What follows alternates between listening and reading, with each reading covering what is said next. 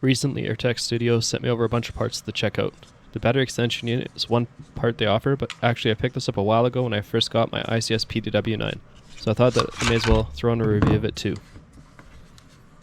One challenge with the ICS PDW9 is that it can only accept small batteries on the stock buffer tube. The length of the buffer tube is about 120mm long, which would have to include the wiring. This may only really fit a 1000 mAh battery or smaller, which is about 100mm long without wiring, or about the full 120 with wiring. This is a pretty small battery for extended gameplay sessions.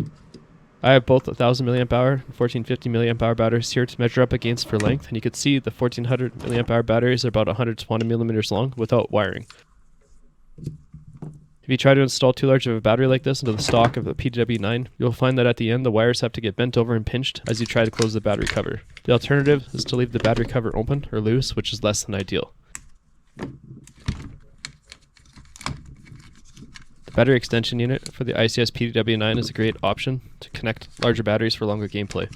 The extension gives about a 75% increase in battery space to hold batteries up to 140mm long by 35 by 20, including the wiring.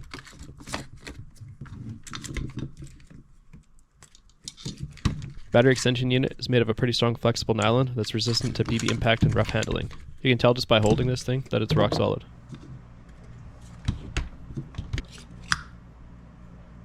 It's pretty easy to install this battery extension unit. Just punch out the pin on the existing battery cover.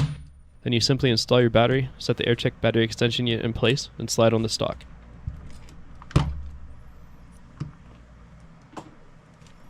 The extension unit doesn't hinge off the buffer tube like the stock battery cover did, and I find it easy just to keep the extension unit locked between the rails of the stock. That way when you slide your stock on, the extension unit comes with it.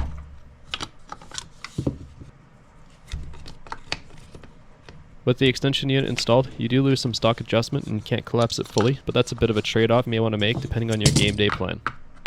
For shorter and fast-paced CQB matches, or for indoor gameplay where short stock is necessary, then I'd go without the extension unit and just use smaller batteries. For milsims or for longer outdoor games, where you're going to go for 2 hours or more at a time, then using larger capacity batteries in the extension unit is ideal to avoid having to change batteries mid-game too often.